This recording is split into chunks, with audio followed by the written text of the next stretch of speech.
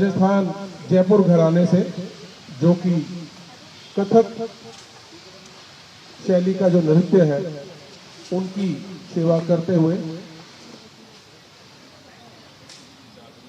तो हम लोग आज की अपनी चर्चा हम लोग शुरू करते हैं। अमित जी, सबसे पहले तो ये बताइए, जो एक हमारा भी एक विचार है कि हम शायद पहले ऐसे कलाकार के साथ में बात कर रहे हैं जो मतलब जिनकी छठी पीढ़ी अब मंचीय प्रस्तुतिकरण में आ चुकी है कथक में। तो ये सिलसिला कैसे शुरू हुआ और किन्होंने, आपके बड़े बुजुर्गों ने किन्होंने शुरू किया, और आज जो आपकी लीनिएज बनी है, जितने और आपके गुरु हैं, आपके मतलब जो बड़े बुजुर्ग हैं, उनके बारे में बताइए। फिर हम आपकी जो यात्रा है उसके बारे में फिर हम लोग बात करेंगे। धन्यवाद विक्रांत जी। नमस्कार आप सभी को मेरी ओर से। तो जैसा कि विक्रांत जी ने पूछा कि पांचवी पीढ़ी मैं हूँ, छठी मेरी खुद की डॉटर भी परफॉर्म करती है। तो जैसे ये गुरुमुखी विद्या है, जैसे हमारे फोर फादर्स वगैरह, मतलब मेरे दादाजी, उनके पिताजी या उनके पिताजी भी संगीत और नृत्य के क्षेत्र में उनका बहुत बड़ा योगदान रहा है। कि जैसे मैं आपको बताऊं कि मेरे दादाजी से ही शुरू कर देता हूं कि आपने शायद थिएटर के पॉइंट ऑफ व्यू से भी बताऊं तो जो फिल्म इंडस्ट्रीज की काफ़ी सारी हीरोइन थी, क्योंकि मेरे दादाजी 50 से पहले बॉम्बे में ही थे। और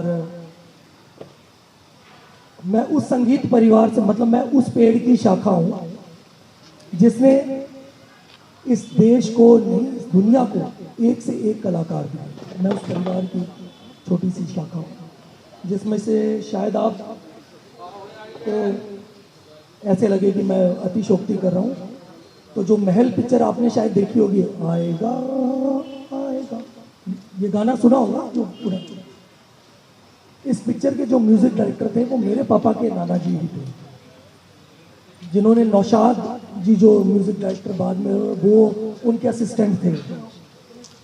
खेमचंद प्रकाश जी का आप कभी नाम डालिएगा तो आपको पता लगेगा, वो मेरे पापा के सगे नाना जी थे। और खेमचंद प्रकाश जी हुए, पंडित गौरी शंकर जी हुए, जो मीना कुमारी ने पाकिज़ा में जो डांस किया था चलते चलते, उसकी कोरियोग्राफी करने वाले हमारे परिवार थे। ये जो कोरियोग्राफर सरोज खान थे, इनके गुरु बी सोहनलाल जी, वो भी हमारे ही परिवार से थे। तो और उसी में आगे आते हैं, जैसे मैं अपने दादाजी के विषय में बता रहा था, तो आपने कभी दुर्गा खोटे, नलनी जयवंत, भानुमति कौंस, ये सारे मेरे दादाजी की स्टूडेंट रही थी उस टाइम पे। मतलब मेरे पिताजी का दादिहाल और ननिहाल दोनों ही बहुत सुदृढ़ था संगीत के क्षेत्र में, संगीत और नृत्य के हिसाब से। और ननिहाल में ये जगन्नाथ प्रसाद जी, ये सब थे जो पृथ्वीराज कपूर और इन सभी के गुरु रहे। ये अतिशोक्ति नहीं कर रहा हूँ, आप कभी बॉम्बे जाएंगे तो आपको पता लगेगा कि जयपुर घराने में, मैं जिस जयपुर घराने से हूँ, उन लोगों का कला की दृष्टि में कितना बड़ा योगदान है। और धीरे धीरे फिर मेरे दादाजी भातखंडे विश्वविद्यालय में रहे, वहाँ पे नृत्य के प्राध्यापक रहे। फिर बाद में मेरठ आ गए, तो ये जो मंदाकिनी थी, मंदाकिनी आपको पता होगा मेरठ से ही थी। इसका असली नाम क्या था? मंदाकिनी नहीं था, क्या था तो शायद पता हो, यास्मीन नाम था इसका। तो ये भी वहीं मेरे दादाजी RG डिग्री कॉलेज में थे, रघुनाथ डिग्री कॉलेज में।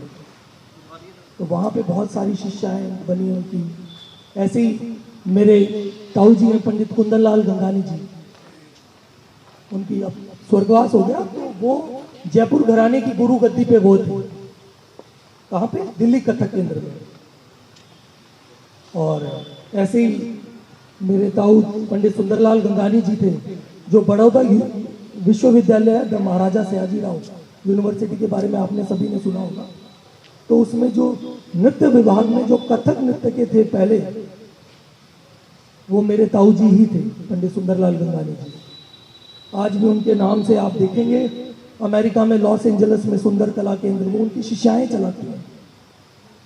ओयो में जाएंगे, उनके नाम से एक ऑडिटोरियम है, लेस्चर में, मतलब दुनिया भर में गंगानी परिवार के कलाकारों ने अपना भरसक योगदान दिया है। अब आज मैं भी अपने प्रयास से जो भी जिसको जो सिखा पाता हूँ सिखा रहा हूँ यहाँ पे। आपकी शिष्याएं भी यहाँ पे बैठी हुई हैं। हाँ, अभी वो अंदर रिहर्सल ही कर रही हैं। सुंदरलाल गंगानी जी के बारे में मैं एक व्याख्या जरूर, एक वृत्तांत है जो मैं आपके साथ में शेयर करना चाहता हूँ कि केबीसी के एक एपिसोड में उनकी एक शिष्या आई है, मैं नाम नहीं जान पा रहा, मेरे दिमाग से निकल गया है। उन्होंने कोई बात चली तो अमिताभ बच्चन ने उनसे पूछा कि आजकल ये जो रैप है इसको आप कैसे देखते हो, क्योंकि जो क्लासिकल हमारी विधा है उसको सीखने की परंपरा, उसको सीखने का तरीका सारा अलग है। तो उन्होंने फिर सुंदरलाल जी का नाम लिया कि वो हमारे हैं, उन्होंने एक रचना सुनाई जो कि मतलब रैप फॉर्म में थी। तो उन्होंने बताया कि ये आज से नहीं है, तकरीबन बहुत समय पहले से जो ये रैप फॉर्म है ये ऑलरेडी क्लासिकल म्यूजिक के अंदर या क्लासिकल नृत्य के अंदर इसकी जो पढ़ंत होती है उसके ऊपर ये गाया जा रहा है। तो उन्होंने कुछ गाया, हालांकि मुझे इसके बोल ठीक याद नहीं है, बट वो कुछ ऐसे चल ठुमक कर रहा था कि ये तो वो बेसिकली वो कवित साहित्य का प्रकार होता है। जैसे कि हम पढ़ते हैं, आपने भी जैसे यहाँ पे गुरु गोविंद सिंह जी की चंडी वार है ना, चंडी की वार है, तो उसको हम साहित्यिक रूप में या नृत्य के पॉइंट ऑफ व्यू से कैसे, तो वो छंदात्मक होता है। तो मैं जाती थी मधुर धुन, ये उन्हीं की, मेरे ताऊ जी की ही रचना है कि मैं जाती थी मधुर धुन चली रे गुमान, मेरे सिर दर गागर मैं तो नगर डगर की, गेल ही मेरो की कान मारी रे अनोखी तान, कह वो न जावत बीच डगर की, आगे देखो पीछे देखो कोई सखी संग नहीं, करक करक मोरी सारी चोरी कर की, कर मोर पकड़ी कलाई मोर डारी, थई थई थई थई थई थई थई थई थई। तो ये साहित्य का प्रकार होता है। तो ये, हाँ, ये रैप को उसको आप वैसे कह सकते हो। ऐसी बहुत सारी रचनाएं हैं। पहले बात करते हैं आपकी पीएचडी के ऊपर। कथक में पीएचडी पर्टिकुलरली कथक सब्जेक्ट है या आपने किसी के ऊपर, किसी मतलब किसी व्यक्ति विशेष के ऊपर आपने उनकी शैली के ऊपर रिसर्च किया था, या क्या क्या क्या था ये आपका सब्जेक्ट? मेरा जो कथक नृत्य का विषय था वो गंगानी परिवार का योगदान ही था। दरअसल हुआ ये था कि आज भी जैसे ऐसे बहुत सारे हमारे परिवारों के शिष्य या जिनको कि हमारे बुजुर्गों ने बहुत लोगों को सिखाया, लेकिन जैसे मेरे ही गुरुजी खुद बहुत प्रखर विद्वान हैं, वो बड़ौदा यूनिवर्सिटी में हेड रहे, डीन रहे और प्रोफेसर तो थे ही, लेकिन एक बार वो किसी कारण से भावनगर गए। तो भावनगर गए तो मेरे जो ताऊ जी की एक शिष्या थी, उन्होंने उनको कुछ रचनाएं सुनाई, उन्हीं के पिताजी की। तो उन्होंने कहा कि ये चीज़ें तो हमें भी नहीं याद। तो ऐसा ज़रूरी नहीं है कि कोई गुरु अपनी औलाद को ही सब कुछ दे देता है, ऐसा कोई ज़रूरी नहीं है। जो काबिल होता है उसको वो विद्या दी जाती है। तो जब उन्होंने ये चीज़ पूछी कि ये हमें, तो गुरुजी ने जब फिर उन्होंने मेरे गुरुजी को सिखाई ये सारी चीज़ें। ऐसे ही अमेरिका में एक अंजनी दीदी थी, हमारे दीदी कहते हैं, बड़ी गुरु बहन है, अंजनी अंबेगांवकर, अब तो उनकी डेथ हो गई। तो ऐसे बहुत सारे मुझे इंस्टांसेस मिले कि वो रचनाओं का जो संग्रह था वो बिखरा हुआ था बहुत ज़्यादा हमारे परिवार की, कि एक ही गुरु के 4 शागिर्द हैं लेकिन सबका मैटर अलग अलग है, या एक ही परिवार से सब होते हुए भी मतलब इतना विस्तृत हो गया था कि उसको कहीं ना कहीं हमारे परिवार में ही लोगों को अपने परिवार की चीज़ें नहीं याद थी। तो इसलिए उसको एकत्रित और उसको ठीक रूप से उसको नोटेशनबद्ध किया मैंने, और उसको ताकि वो सब तक जन जन तक पहुँचे। कल के दिन मान लीजिए, आज तो मुझे याद है, कल के दिन मेरे बच्चे या मेरे विद्यार्थी उन चीज़ों से अनभिज्ञ न रहे, क्योंकि एक ही समय में सबको वो सारा संग्रह सिखा पाना, वो जब मेरे पास 12 वर्ष 18 वर्ष रहेगा तभी पॉसिबल हो पाता है। ज्ञान की कोई सीमा नहीं है, आप जितना उसको देखते जाएंगे वो कहेंगे ना कि हम जहाँ खड़े वहाँ से समुद्र का अगला कोना नहीं दिखता कभी भी। तो इसीलिए इसको मैंने कंपाइल करके प्रयास किया, सारा तो नहीं है लेकिन जितना उसको कर सका मैंने अपने ओर से कोशिश की उसको। बहुत अच्छे। अमित जी, अब एक चीज़ हम बात करते हैं आपके जो नृत्य विधा सीखने के तरीके से है, क्योंकि मेरा अपना पर्सनली मानना है कि जब आपने अभी जो एक बहुत अच्छी चीज़ बात कही, वो शायद आज की समय का एक मतलब एक दुखती रग भी है सभी रंगमंच के कलाकारों के लिए, कि लोग आते हैं, नया कलाकार आता है, 2 नाटक करता है, उसको लगता है कि यही है, 2 डायलॉग बोलो, 2 इम्प्रेशन दो, 2 एंट्री मारो, सब हो गया और वो भाग लेता है। और अभी आपने ये बात बोली कि एक को साधोगे तभी विद्या सधेगी, है ना? तो पर्टिकुलरली अगर हम डांस की बात करें या नृत्य की बात करें और कथक की बात करें, इसमें मिनिमम जब कोई एक व्यक्ति सीखना शुरू करता है तो बेसिक आने में उसको कितना समय लगता है और उसे मतलब किस प्रोसेस से गुजरना पड़ता है? क्योंकि हम जब ये देखते हैं डांस के लिए जब हम बात करते हैं तो फिर वही आता है कि जी वो डिस्को कर लो या आजकल जुम्बा आ गया, ठीक है, मेहनत उसमें भी लगती है, लेकिन एक कायदा है सीखने का, है ना? मैं थोड़ा सा एक जानना चाहूँगा कि बॉडी के ऊपर कितना काम होता है, बैलेंसिंग के ऊपर कितना काम होता है, सो दैट हमारे बच्चों को, इन सबको ये पता चले कि जो कथक नृत्य की या क्लासिकल नृत्य की जो हम सीखने की बात कर रहे हैं, जो भी व्यक्ति जब सीखता है, जो बच्चा सीखता है, उसे कितना डिसिप्लिन, कितनी मेहनत से गुजरना पड़ता है। बिल्कुल विक्रांत जी, जैसे कि हम देखते हैं, देखिए सबसे पहले तो आपको शिष्टाचार ही सीखना चाहिए कि सीखना कैसे है। जब हम सीखने की शुरुआत करते हैं तो पहले आप शिष्टाचार सीखिए, क्योंकि ये गुरुमुखी विद्या है। और मतलब मैं अपना पर्सनली ये बताऊं कि जब मैंने सीखना शुरू किया था कि मैं यहाँ से, वैसे मैं छोटा था, अपने पिताजी से, ताऊ जी से सीखा, लेकिन जब मैं बड़ौदा गया तो मेरे गुरुजी के जो पिताजी थे वो मेरे दादाजी के शिष्य थे। देखिए एक मर्यादा किसको कहते हैं कि वो मर्यादा आपको आनी पहले ज़रूरी होती है। तो मेरे गुरुजी के पिताजी मेरे दादाजी के शिष्य थे, और जब मैं उनसे सीखने के लिए गया तो मैंने तबले में इंटरव्यू दिया। पहले मैं तबला ही सीखना चाहता था, डांस मुझे ये था जैसे कि ठीक है, जैसे मैं साथ साथ सीखता हूँ, लेकिन मेरा शौक था। तो जब मैंने वहाँ इंटरव्यू दिया तो मेरा पहले नंबर पे सिलेक्शन हुआ, क्योंकि मैं इतना सीख के गया था। तो घर में ही सभी विद्याएं हैं, तो वो कहते हैं ना कि वो जब गंगा बहती है तो थोड़ा बहुत औरों के लिए तो वो फिर भी शायद मुश्किल होता होगा, मेरे लिए वो उस पॉइंट ऑफ व्यू से सुलभ हो गया था कि वो दिन रात मैं सुनता था और मेरे एक जहन में वो सारी चीज़ें चलती थी। लेकिन सीखने के लिए पापड़ मैंने उतने ही बेले हैं और शायद ज़्यादा ही बेले हो। तो मैं जब वहाँ गया तो मेरे गुरुजी ने मेरा फॉर्म, तो मैंने पापा को फ़ोन किया स्टडी से, मैंने कहा पापा मैंने ऐसे ऐसे तबले का इंटरव्यू दिया और मेरा सिलेक्शन हो गया पहले नंबर पे। वहाँ पहले इंटरव्यू होता है तो वो देखते हैं कि क्या आपकी काबिलियत है या आपका हाथ। वहाँ आपको पहले हाथ रखने से कोई नहीं सिखाएगा, वो डिप्लोमा की क्लासेज होती हैं। अगर आप डिग्री में आते हैं तो आपको कम से कम उतनी तमीज़ हाथ चलाने की होनी चाहिए कि उसमें आपके वो बोल बाबत आनी शुरू हो जाए। तो गुरु ही होता है। तो मेरे पापा ने यहाँ से फ़ोन करके मेरे गुरुजी को कहा कि मतलब मैं एसटीडी पे था तब, एसटीडी फ़ोन करके पापा कहते नहीं तुमने डांस में करना है। तो मैं कहा नहीं पापा मैं तबले में ही करूँगा। अब पापा माने ना, ऐसे करके पापा ने मेरा फ़ोन पटक दिया।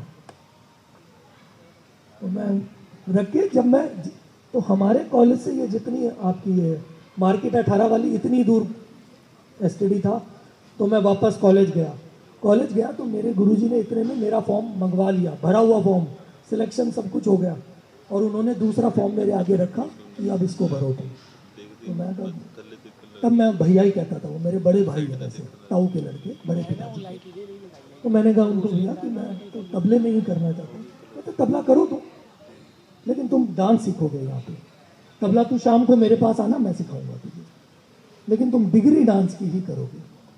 तो बोलने की इतनी हिम्मत नहीं थी, तुरंत फॉर्म भर दिया। उन्होंने कहा कि ये एक, क्योंकि ये भगवान की पुण्य है कि उसमें जो प्रोफेसर थे वो भी मेरे जो गुरुजी हैं उन्हीं की शिष्याएं थी, आज भी ऐसा ही है वहाँ पे। तो वो मेरा फॉर्म लिए लिए उन्होंने सारा कर दिया कि ये कहीं इधर उधर ना हो जाए, लेफ्ट राइट। देखिए, फिर उन्होंने मुझे सिखाना शुरू किया। तो सिखाना इस तरह शुरू किया कि सुबह मेरी 8 बजे, तो मेरे दोनों भाई दोनों ही सीनियर प्रोफेसर थे डांस के, तो उन्होंने मुझे एक दिन मतलब, तो सुबह बड़े भाई सिखाते थे, उसके बाद देखिए मेरी जो शिक्षा की शुरुआत हुई वो सीधा मैं बैचलर्स 3rd ईयर के साथ डांस करना शुरू किया। 1st ईयर में जाने ही नहीं दिया मुझे, कहते तुझे सिखाएंगे ही हम, तू कहीं जाएगा ही नहीं। तो सुबह वो क्लास लेते थे, उसके बाद दूसरे बड़े भाई साहब लेते थे, फिर मैं थोड़ी देर के लिए जैसे तैसे, फिर मैं अपने गुरुजी को रियाज कराता था, फिर दूसरे बड़े भाई साहब फिर आते थे 3 बजे। देखिए क्लास तो हमारी 8 से 10 की ही थी, लेकिन वो जो कहते हैं ना जिसको कि ठूस ठूस के सिखाना किसी को, उसके लिए मेरा शरीर तो बहुत तोड़ते थे दिन रात। दिन में 8-8 9-9 घंटे रियाज करना, उस टाइम ऐसे मन में ऐसे भी होता था, हे भगवान ये मेरे प्राण ही ले लेंगे एक दिन। ये भी सच है। एक बार मैंने 3rd ईयर करके ये भी सोचा कि बड़ौदा छोड़ दूँ, लेकिन उनका फ़ोन आया, उन्होंने कहा कि कब आ रहे हो, कॉलेज शुरू हो गया। तो मेरी हिम्मत नहीं पड़ी कि मैं कह दूँ कि ना मैं ठीक है मैं आ रहा हूँ। तो आपको उतना मर्यादित होना ज़रूरी होता है। वो मेरे बड़े भाई थे, लेकिन उनके बाकी सारे भाई मेरे भाई हैं, लेकिन वो हमेशा मेरे गुरु हैं। और कभी मेरा छोटा भाई उनके बराबर वाली गद्दी पे बैठता था, क्योंकि उनका भाई है ना मेरा छोटा भाई सगा, लेकिन मैं हमेशा ज़मीन पे बैठा, क्योंकि मैं उनका भाई नहीं, मैं उनका शिष्य हूँ। तो आपको ये मर्यादा का ज्ञान होना चाहिए। और जब आप ये चीज़ें सीखनी शुरू कर देंगे तो भगवान की कृपा से आपको विद्या का संचार होगा ही होगा, क्योंकि उससे आपको विवेक आ जाता है। आपको ये समझ आता है कि नहीं, मुझे मेरे उस्ताद के साथ कितनी मर्यादा रखनी है। तो विद्या तो मिलती है, विद्या कहीं नहीं जाती है। अमित जी बहुत अच्छे। समय कम है, मैं सिर्फ 2 छोटे छोटे करूंगा, लेकिन उससे पहले मेरा एक सवाल जो था आपने अभी उसका जवाब नहीं दिया, कि जब एक बच्चा स्टूडेंट आता है सीखने के लिए, तो वो कैसे मतलब नृत्य में कैसे सधता है, उसकी जो सीखने की प्रक्रिया है, बॉडी बैलेंस, बॉडी का बैलेंस, जो आपके पाँव रखने की जो विधि होती है, जो भी रहता है उसके बारे में एक बताइए। उसको लगभग कितना समय लगता है? देखिए विक्रांत जी, ये कोई भी विद्या, मैं आपको बताऊं, परफॉर्मिंग आर्ट्स एक ऐसी विद्या है जो पर्सन टू पर्सन वेरी करती है। अगर आप ये सोचो कि हम सभी को एक ही लकड़ी से हाँक दें तो वो ठीक नहीं होता, क्योंकि सबका बॉडी स्ट्रक्चर अलग है, सबका माइंड सेट अलग होता है, किसी की याद करने की क्षमता अलग होती है, किसी की तेज होती है, लेकिन उसकी डायलॉग डिलीवरी, या जैसे हम डांस में कहते हैं, तो किसी के अंग को बनाने में समय लगता है, तो किसी के पैरों की स्थिति को ठीक करने में, तो किसी को याद करने में समय लगता है, किसी को वो पॉस्चर मेंटेन करने में, या जैसे हम चक्कर दिलवाते हैं उसको, तो ये पर्सन टू पर्सन वेरी करता है। तो इसकी समय सीमा को हम निर्धारित नहीं कर सकते, मैं ये मानता हूँ। लेकिन आप ये मानिए कि समय लगता है, और आप कितना रियाज करते हो ये भी सबसे बड़ा पॉइंट है। और आपकी शिक्षा कैसी है, कि अगर आप देखिए, कहते हैं ना कि गुरु आपको कैसा मिलता है, या आपको सही गुरु पहचाना नहीं जाता है, गुरु का समर्पण होता है। मैं ये मानता हूं कि अगर आपको सही, अगर आप किसी गुरु के पास, जैसे छोटा सा वाक्य और बता दूं मैं आपको, कि एक सारंगी के थे हमारे विनोद पवार जी, शायद यहाँ यही है अभी। तो एक सारंगी के उस्ताद हुए थे झंडे वाले खां साहब, उनका बहुत नाम था, उनका नाम तो कुछ और था, लेकिन उनका बाद में नाम झंडे वाले खां साहब के नाम से प्रसिद्ध हुआ। तो गुरु ने उनको, मतलब वो पूरी जिंदगी उनकी सेवा करते रहे। देखिए लंबे समय उनकी सेवा की, गुरु का अंत समय आया तो उनको एक मन में एहसास हुआ कि यार इसने मेरी इतनी सेवा की और मैं इसको कुछ दे नहीं पाया। तो उन्होंने उनको कहा कि एक काम करो, एक लकड़ी लाओ और एक ऐसे छोटा सा कपड़ा लाओ। तो उन्होंने लाए और एक वो झंडा सा बनाया और अपने शिष्य की सारंगी पे उन्होंने लगाया, और उन्होंने उनको कुछ 8-10 चीज़ें सही समझाई और उन्होंने कहा कि तुम इसका रियाज करना तो तुम्हारी जिंदगी तर जाए। तो गुरु अगर 4 चीजें भी ठीक से सिखाएगा ना तो वो 400 अपने आप हो जाएगी, लेकिन आपका विश्वास होना जरूरी है। ये आप मान के चलिए, क्योंकि भगवान है ना, हम मानते हैं ना मंदिर में जाते हैं, तो अगर आप इसकी प्रामाणिकता कहोगे कि भगवान मूर्ति में से बाहर आके बता तो है कि नहीं है, तो प्रामाणिकता, हर चीज की प्रामाणिकता नहीं है। हम उस पर श्रद्धा रखते हैं ना, और शायद उस श्रद्धा से वो भगवान 4 की 400 अपने आप कर देता है। और रही बात समय की, तो समय आपका रियाज आप कैसे करते हो, क्या आप उस रियाज को ठीक से करते हो या मन से करते हो। एक तो होता है कि आप 4 घंटे टाइम पास कर रहे हो, हे भगवान बस मैंने 100 बार कर लिया, बात खत्म। 100 बार से कोई अभिप्राय नहीं होता। आप 10 बार करो लेकिन पूरी आत्मा से करो। दिन में कोई चीज को आप 10 बार करो लेकिन पूरी आत्मा से करो। 100 बार कर रहे हो कि बस ठीक है करते जा रहा हूं, वो शरीर को थकाना होता है, मानसिकता को थकाना। रियाज तो सिस्टमैटिक होना चाहिए आपका, और आपको पता भी होना चाहिए कि क्या उस रियाज से मुझे कुछ मिल रहा है, क्या मैं उससे आनंद प्राप्त कर रहा हूं। तो फिर वो आपको दिन पर दिन वो टेक्निकली आप ठीक होते जाओगे, और गुरु आपको बताएगा ही बताएगा। अगर आप करोगे तो ही वो ठीक करेगा ना। आप करोगे नहीं, उसके साथ 4 घंटे बात करके आ जाओगे, गुरु जी मैं कैसे करूं, मैं कैसे करूं, कैसे करूं, तो वो कहेंगे पहले कर तो सही, फिर कैसे करेगा वो बताओ। एक आखिरी सवाल पर जाते हैं, फिर हम अपने दर्शकों की तरफ बढ़ेंगे अगर उन्हें आपसे कुछ बात करनी है। अभी आपने एक बात बोली कि जो गुरु है उसको देखना होता है कि वो कैसे करेगा, लेकिन आज की जो यंग जनरेशन है ना, वो पहले गुरु का इंटरव्यू लेती है, पहले उनसे जानती है कि भैया तेरे को कुछ आता है कि नहीं आता, फिर हम तेरे से सीखने के लिए आएंगे। और फॉर्मल एजुकेशन में तो ये बहुत ज़बरदस्त हो गया है। डेमो क्लासेस के नाम पे पहले डेमो क्लास में जाएंगे, देखेंगे, मज़ा आएगा तो आपके साथ में शुरू करेंगे, नहीं तो नहीं करेंगे। एक बहुत छोटा सा सवाल है, उसका छोटा सा कोशिश कीजिएगा जवाब देने का। क्लासिकल जब डांस की हम लोग बात करते हैं, बाकी सब विषयों को हम छोड़ देते हैं, लेकिन ऑडियंस में एक्सेप्टेंस जो होती है वो फीमेल डांसर्स की जरा जल्दी हो जाती है। लेकिन जब मेल एक डांसर क्लासिकल डांस में जाता है और स्टेज के ऊपर जाता है, तो आपका एक्सपीरियंस कैसा रहा कि वो फर्स्ट जो अपीयरेंस रहती है एज ए मेल डांसर की, उसमें एक्सेप्टेंस कैसी होती है? या कोई किसी तरह का आपका चैलेंज भी होता है? एक्सेप्टेंस से ऐसा कुछ नहीं होता। कि मैं आपको बताऊं कि जितने भी क्लासिकल के गुरु रहे, ये पहले जितने भी रहे कथक के, या ये मेल ही मेंबर रहे। कथक के तो स्पेशली, भरतनाट्यम में तो चलिए फिर भी देवदासियां थी तो वो फीमेल पार्ट वो उसमें थे। और मैंने कभी ऐसे महसूस नहीं किया, कभी ऐसा कि मेल के एक्सेप्टेंस। मुझे तो ऐसे लगता है कि लड़का ज़्यादा जानदार होकर नाचता है महिलाओं के मुकाबले। हाँ, वो जो लास्यात्मक अंग होता है, देखो दोनों की अपनी अपनी है, कि जो टेक्निकल पोर्शन होता है ना, वो मेल मेंबर का ज़्यादा जल्दी स्ट्रांग हो जाता है। वो कारण क्या होता है, वो थोड़ा सा जानदार होता है, और वो कहते हैं ना कि वो रियाज में थोड़ा सा। तो फीमेल का जो पार्ट होता है वो जो ग्रेसफुली होता है, लास्यात्मक, क्योंकि 2 अंग होते हैं नृत्य के, तांडव और लास्य। तो मेल की जो है वो तांडव अंग की, वो जो टेक्निकल उसकी प्रेजेंटेशन होती है, वो बहुत जल्दी उसकी स्ट्रांग बनने लग जाती है बजाय फीमेल। और फीमेल का जो ग्रेस पार्ट होता है वो मेल से पहले डेवलप होता है। तो ये 2 फर्क पड़ता है इसमें। और एक्सेप्टेंस का रहा तो मुझे ऐसा कभी महसूस नहीं हुआ, क्योंकि मैंने जहाँ परफॉर्म किया भगवान की कृपा से लोगों ने खूब सराहा है, कभी कोई ऐसे महसूस नहीं। आज तक जहाँ भी किया तो लोग आज भी मानते हैं कि नहीं, भगवान की कृपा।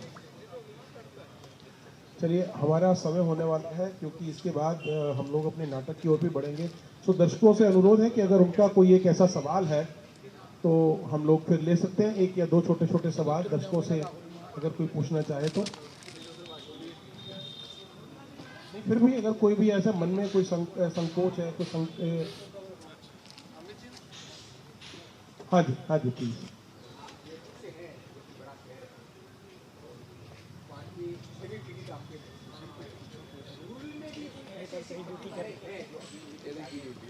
सारी ड्यूटी बच्चे नहीं लगे।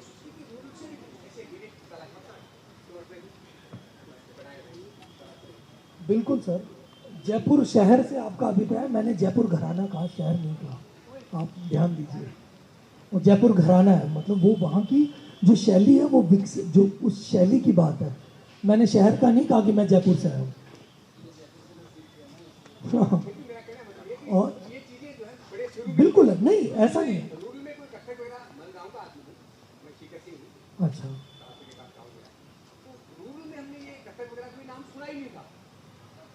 देखिए सर, पता क्या कि रूरल में ऐसा तो नहीं है कि नहीं है, आज तो जगह जगह पे लोग सिखा रहे हैं, सीख रहे हैं, है ना। उस दृष्टि में हम भी प्रयास करते हैं कि अलग अलग जगह जाके हम वर्कशॉप्स देते हैं, लेक्चर डेमोस्ट्रेशन होते हैं। अभी जैसे स्पीक मैं के इस दृष्टि में काफ़ी सारा काम करती है, वो क्या सरकारी स्कूलों में और जो छोटे छोटे कस्बों में लेके वो काम कर रही है, ऐसा नहीं है, सरकार भी कर रही है। और हम भी अपने से जितना प्रयास, अब आज जो हमारे पास बच्चे कॉलेजेस में आते हैं, आज कॉलेज में कोई विद्यार्थी आता है तो सभी शहर के तो नहीं आते हैं, वो गाँव से ही उठ उठ के विद्यार्थी आते हैं। अब वो सीखते हैं तो वो वहाँ जा जाके सिखाते भी हैं, तो उनको आमदनी भी होती है और दूसरा कला का प्रचार प्रसार भी हो रहा है। तो जैसे मेरे पास बहुत सारे हैं जो अपने यूपी के हैं, बिहार के, पंजाब से भी हैं, तो हिमाचल के। तो हम प्रयास ये करते हैं कि बच्चा जल्दी सीखे भी और धीरे धीरे उसको, देखिए विद्यार्थी को भी जब हम कई प्रकार से हम कोशिश ये, देखिए सबकी तरफ अगर हम पहुंच जाएं तो ये तो पता नहीं कितने समय में कितना समय लगेगा, लेकिन जहाँ तक होती है प्रयास पूरा किया जाता है। हमारी टीएफपी की तरफ से भी कई बार ऐसा, शर्मा जी की तरफ से भी ऐसे बहुत सारे प्रयास किए गए थे कि जिन बच्चों को कोई अभाव में बच्चे हैं, जैसे चंडीगढ़ के आसपास के जो एरिया हैं, तो प्रयास करते हैं। और मुझे लगता है कि शायद कलाकार उस दृष्टि में काम कर भी रहे हैं, ऐसा नहीं हो रहा, काम अच्छा हो रहा है और खूब हो रहा है।